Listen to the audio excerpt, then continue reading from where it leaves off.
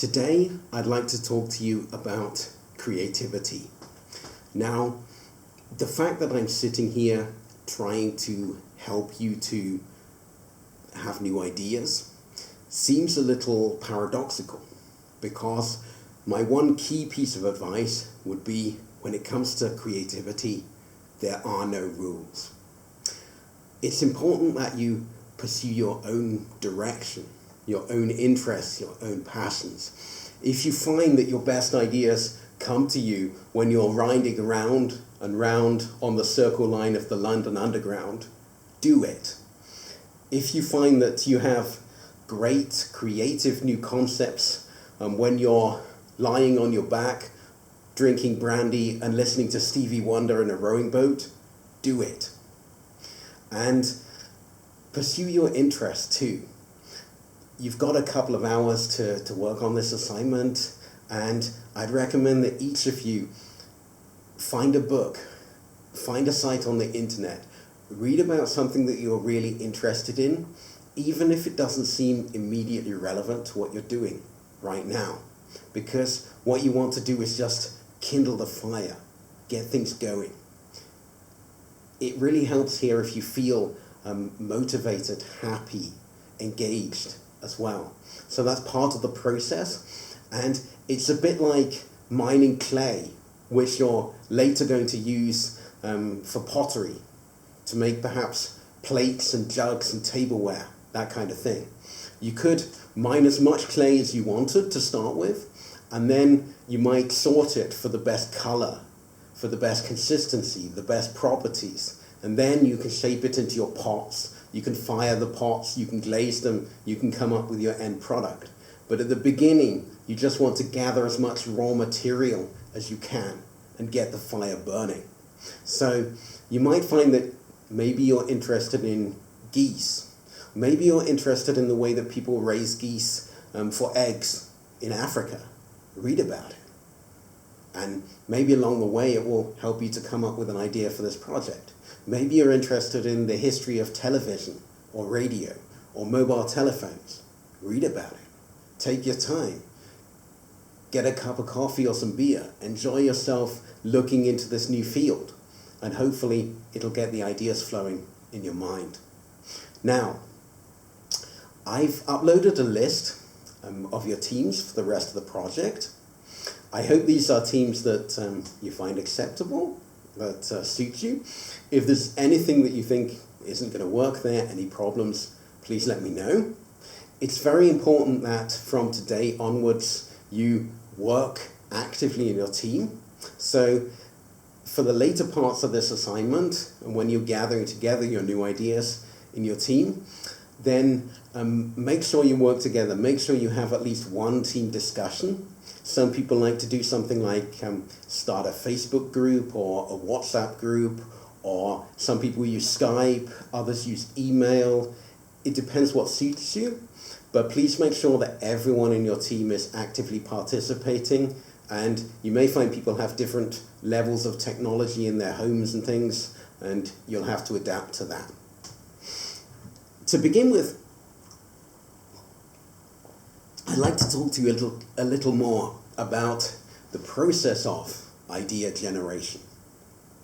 Or perhaps that's an awkward way to put it.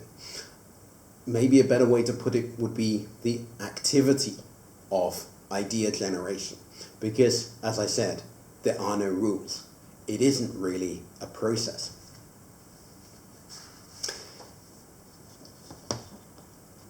There's a spectrum which exists between creativity and rules.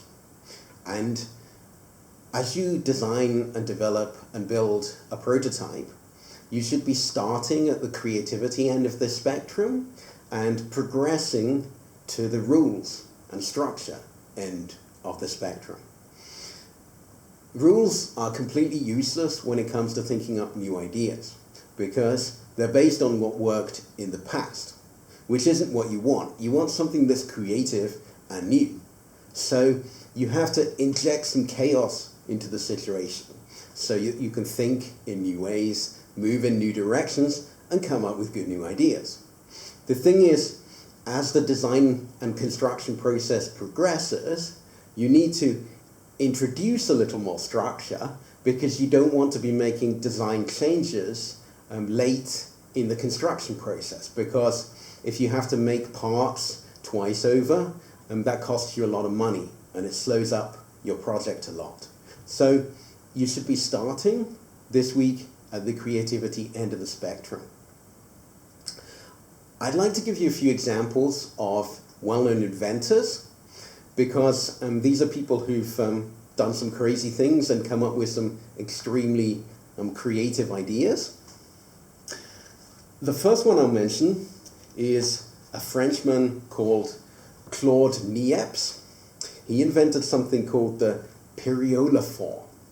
Now, you can look this up on the internet. The periodophore was one of the first successful internal combustion engines, and he ran this engine on something called lycopodium powder.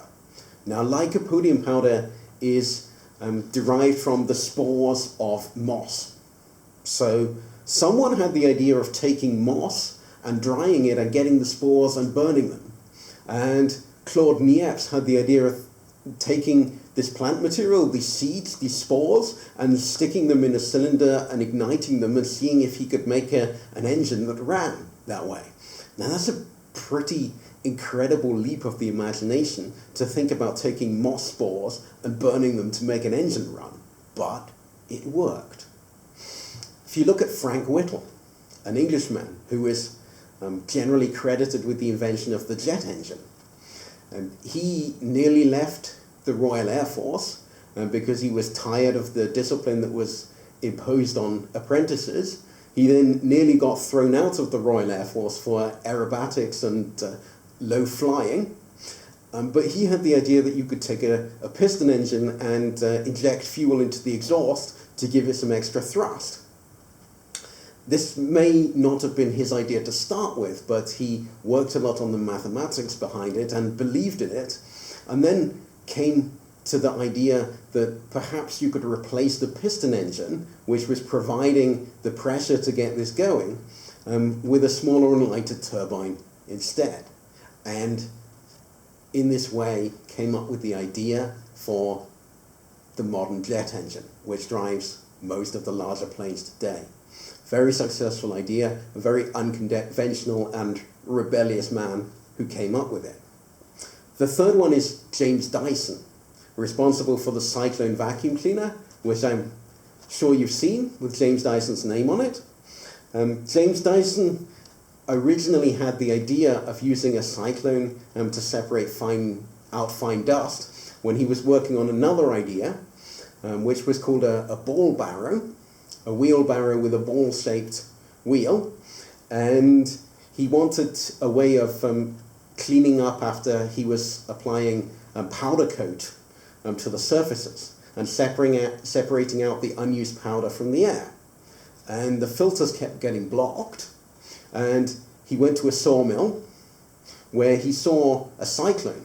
Now, a cyclone is a device which injects air into a cylinder on a tangent and spins it around so that the centrifugal force then separates out the dust which sticks to the outside in the stagnant region on the exterior of the cylinder. It then falls down into a funnel and can be collected. And James Dyson climbed into the sawmill in the dead of night and measured the cyclone with a tape measure and did some sketches of it. And then the very next day, having stayed up all night, he then went to his factory and together with his colleagues welded together an experimental cyclone for the purpose. And over time they then got smaller. He then had the idea of using one in a domestic vacuum cleaner. I'll also show you at this stage a few motivational quotes.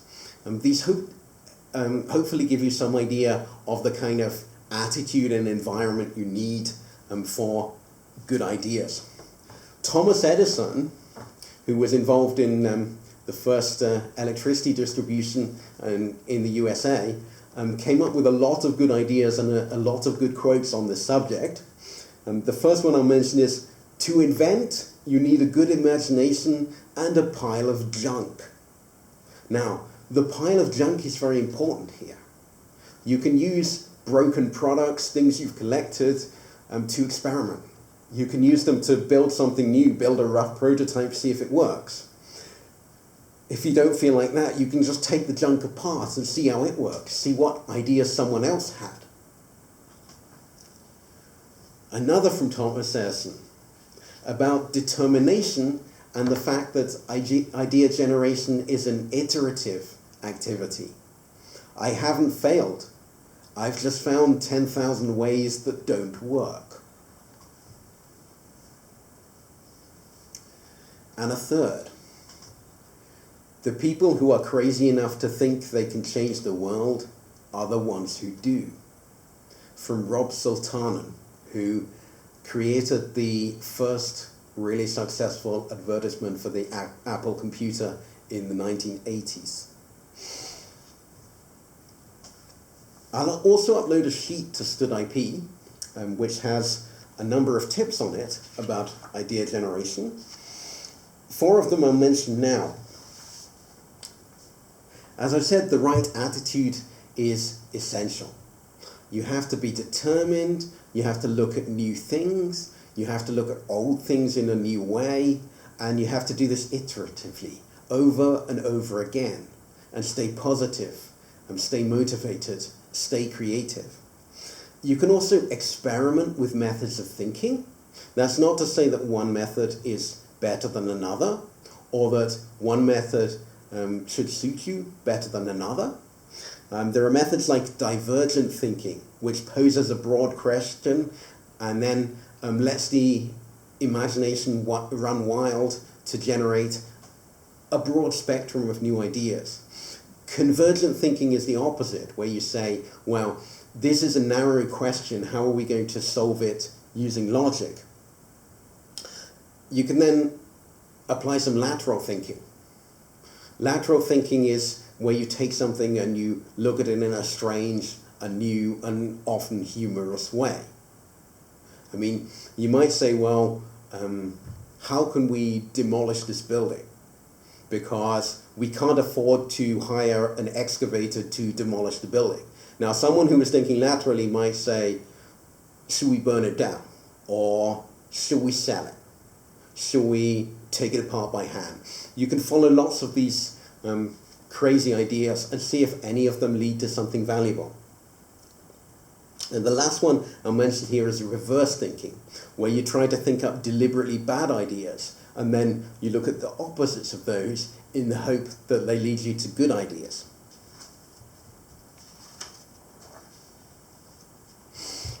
The next thing I suggest is think big, dream. This comes back to the Rob Sultanen quote about the people who are crazy enough to think they can change the world are the ones who do. But at the same time, keep it simple. Don't trouble yourself too much with the details or practicalities at this stage. Obviously, when you look at the feedback that people have given you about the ways that your concepts could fail, you do need to have one eye looking at the practicality. But at this stage, don't constrain things too much. Sometimes constraints can creep in subconsciously into your thinking, and sometimes they really limit the path that you can take. The last piece of advice I give you is put on a different hat. Imagine that you're a different person. Imagine that you are the customer. Imagine that you are the service technician who's been brought out to fix this product in Africa. Imagine that you are a competitor. How would they see your idea? What might your competitor think up as an alternative to perhaps get around a patent that you've placed on your idea? Maybe they'd have an idea that was simpler, that was better than yours. So what I'd like you to do for your assignment this week,